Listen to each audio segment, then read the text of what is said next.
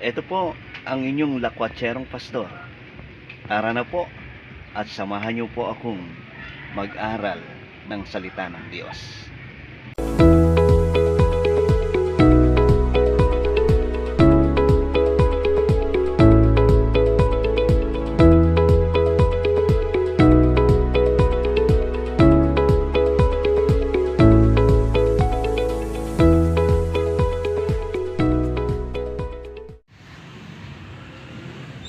Magandang umaga po, mga minamahal kong kapatid sa iba't ibang dako ng mundong ito. Ito po muli ang inyong lakwatserong pastor na nag-aanyaya at nag-iimbita na samahan niyo po akong maglakbay at tuklasin kung ano ang nais ng Diyos sa atin sa umagang ito. Tayo po ay manalangin.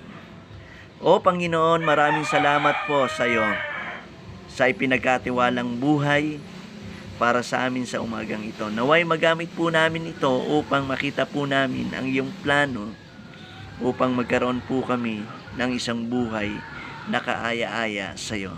Salamat po sa pangalan ni Jesus. Amen. Sa umagang ito mga kapatid, sa Panginoon, nais ko pong ipakita sa inyo yung katotohanan na sinabi niya sa aklat ng awit. Mga minamahal, alam niyo po kung sino ang sumulat nito. Napakarami pong sumulat ng awit. May mga ilang tao na sumulat sa awit, hindi lang po si Haring David. Subalit, isa siya. At itong pinag-aaralan po natin, siya ang sumulat. At ang sabi niya nga pong ganon, hindi niya ipinagmamalaki ang kanyang katayuan, ang kanyang narating upang maranasan niya ang kagalakan sa buhay. Ang ipinagmamalaki niya dito, naranasan niya ang kagalakan sa buhay sa pamamagitan ng salita ng Diyos. Mga minamahal, paano ba nating mararating ang sinasabi ng Panginoon sa kanyang mga kasulatan? May tatlong kaparaanan ng Diyos upang marating natin ang tunay na kagalakan. Mga minamahal, nakalulungkot. Napakaraming tao sa mundong ito na gustong marating ito. Subalit, gumagamit po sila o nakikita po natin ang kanilang mga kaparaanan ay ginagawa nila sa masasamang paraan. Hindi ho yan ang nais ng Diyos. Ang nais ng Diyos sa umagang ito ay makikita po natin dito sa ating pag-aaralan. Una, ito po ang nais ng Diyos upang marating po natin ang tunay na kagalakan. Una po, kailangan ng tao ay magkaroon ng takot sa Diyos.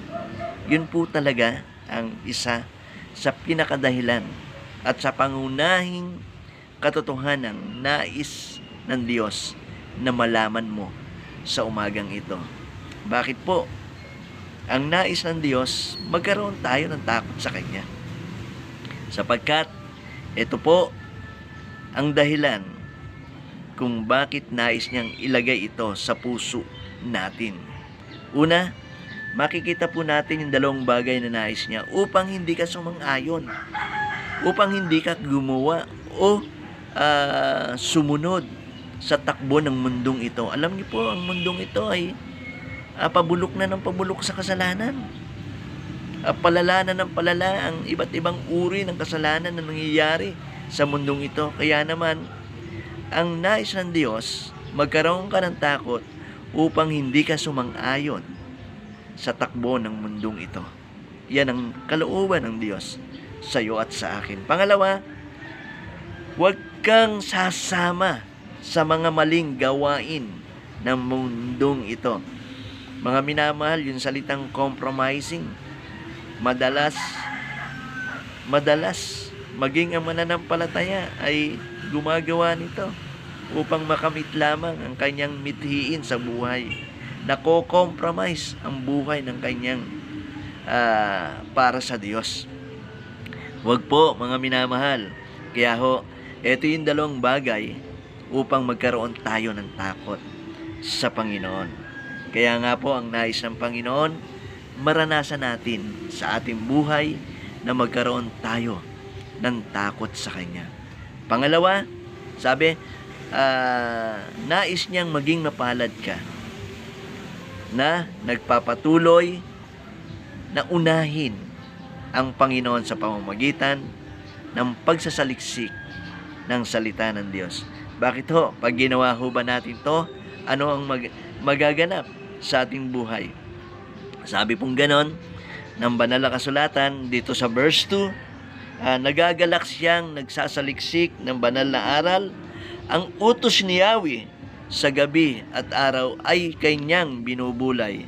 Ang katulad niya ay isang punong kahoy sa tabi ng batisan. Sariwa ang dahon, laging namumunga sa kapanahunan.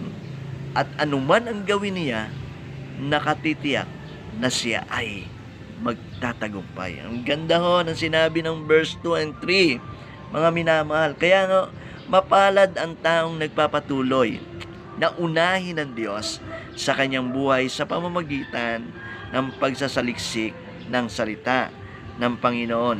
Sa paanong paraan po natin gagawin ito? Una, bulay-bulayin natin araw at gabi ang salita ng Diyos. Maging pamantayan ng buhay natin ang mga katotohanang inilalagay o nakasulat dito. Yan ho ang kailangan. Mga pamamaraan at pamantayan ng Diyos ang ating tinatayuan sa mundong ito, hindi yung pamantayan ng mundong ito. Mapapahamak lang tayo kapag yun ang tinayuan natin. Subalit kung ang pamantayan ng Diyos ang tatayuan natin, tunay na makakamit po natin ang tunay na kaligayahan. Pangalawa, sabi nga pong ganon, mga minamahal, magiging matatag tayo sa Kanya. Malalaman po natin ang kaparaanan at lumalago ang ating pananampalataya sa Diyos. Nakikita niyo po ang sabi po, yung puno ng ng nakatanim sa tabi ng batisan, matatag yan. Kahit anong bagyo ang dumating sa kanya, hindi ho siya nabubuwal. Bakit? Sapagkat malalim po ang kanyang ugat. Ganon din po ang gusto ng Panginoon. Lumalago tayo sa pananampalataya sa Panginoon, sa pagkakilala sa Diyos upang tumatag po tayo. At dumating man ang napakaraming pagsubok, mananatili po tayong nakatayo sa biyaya ng ating Panginoon. At pangatlo, ang nais niya sa atin, magtagumpay sa lahat ng gawain. Kaya naman pala dapat unahin ng Diyos sa ating buhay. Kasi yung pangatlong kaparaanan niya, nais niya na marating natin ang pagtatagumpay sa buhay na ito. Nakatitiyak ka na anuman yung gawin, sigurado kang magtatagumpay. Kapag ikaw ay nagsaliksik, inuna mo ang Diyos sa iyong buhay at lahat ng pamantayan ng Diyos ay iyong ginawa at lumayo sa lahat ng uri ng kasamaan sa mundong ito, tiyak na magtatagumpay ka. Pangatlo, mga minamahal na nais ng Diyos sa atin, mapalad ka kapag ginawa mo ang mga bagay na ito sapagkat sasamahan ka ng Diyos. Sasamahan ka ng Diyos at ipapaalam sa iyo ang mga bagay na nais niya sa ating buhay upang marating po natin ang isang buhay na punong-puno ng kaligayahan. Alam niyo po, kung papansinin niyo po ang verse 1 and 3, ito po isang paalala na nais pong ipagawa ng Diyos sa atin. Alam niyo po, ito ang maganda sa Diyos Ang maganda sa Diyos, bago niya ipataw ang kanyang kaparusahan, nagpapaalala muna siya sa mga tao. At bago niya parusahan ang tao, sinasabi niya muna ang kanyang layunin at ang kanyang kalooban. Tignan niyo po sa verse 1 hanggang 4, makikita niyo po ang kaparaanan ng Diyos. At kapag hindi sinunod ng tao ang mga bagay na ito, doon lamang ibibigay ng Diyos yung kanyang kaparusahan. Ano ho ang sinasabi ng verse 4? Ibang-iba ang masamang tao, ipa ang kawangis, siya'y natatangay at naipapatpad kung hangin ay umihip. Ganyan ang tao. Minsan nakakalimot sa kalooban ng Diyos, sa nais ng Diyos. At ang gusto niyang gawin, ang buhay niya. Kaya naman, napakaraming taong hiwalay at malayo sa Diyos na tunay nakikita po natin. Ang buhay nila ay nasasadlak sa mga kabiguan at kapahamakan. At ang ginagawa nila, umaayon sila sa mundong ito. Kapag gano'n na po ang nangyari sa tao, doon na po ipapataw ng Diyos ang kanyang kaparusahan. Bakit to? Kasi hindi niya inuna ang Diyos Kaya hindi niya nararanasan na siya ay samahan ng ating Panginoon. Tignan niyo po ang sabi doon sa verse 5. Ano po ang makikita po natin sa verse 5? Sabi po, ang masamang tao ay parurusahan, hindi magmimintis. Nako, mga minamahal. Lahat pala ng ginagawa ng taong kasamaan, lahat ito'y sisingilin ng Diyos sa atin. Kaya matakot ka. Ngayon pa lamang pag-isipan mo na, hindi yan ang plano ng Diyos sa iyo. Ang plano ng Diyos, sabi niya nga sa Ezekiel, nilikha niya ang tao. Sa kanya ang buhay. Kahit nga ang buhay ng isang tao ay masama, nalulungkot siya pag ito ay namatay. Kasi kanya ang buhay Pinapaalala niya na mahalaga ang buhay. Kaya nga, mga minamahal kong kapatid sa Panginoon, hindi magmimintis, parurusahan ng Diyos ang lahat ng nagtataksil, gumagawa ng kasalanan at patuloy sa mga kahalayan. Mga minamahal, ayaw ng Diyos na mangyari ito sa atin.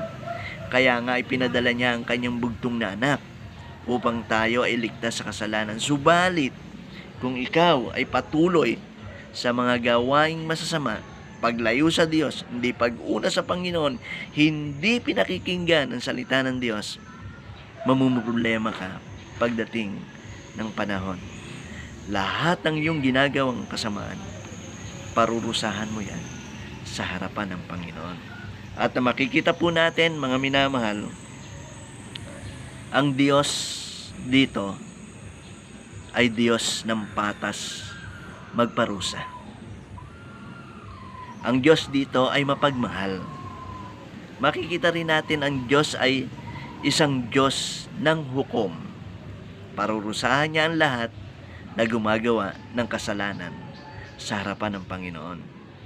Yung verse 6, makikita niyo po ang verse 6, sabi, sa mga taong matuwid ay itong si Yahweh ang siyang mag-iingat, ngunit kailanman ang masama ay mapapahamak.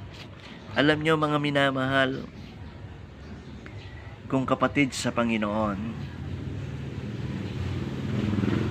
nais ng Diyos na makita mo ang buhay mo ngayon at kung paano mo ito ginagamit at kung paano kang naglalakbay sa Kanya.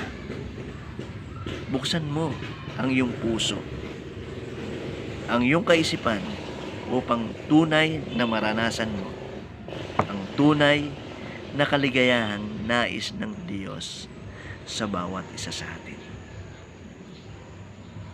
Maraming salamat po sa umagang ito upang marating mo ang tunay na kaligayahan. Dapat may 3 bagay ka sa iyong buhay. Una, ang sabi pong ganon, mapalad ang taong may takot sa Diyos. Pangalawa, mapalad ang taong laging inuuna ang Diyos. Pangatlo, mapalad ang taong pinapatnubayan ng Diyos. Kapag ginawa po natin ang mga bagay nito, mararating po natin ang tunay na kagalakan. Salamat po.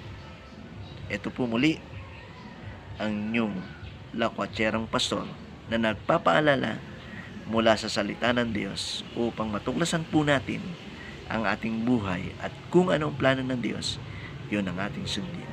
Salamat po muli. Magandang umaga sa inyong lahat.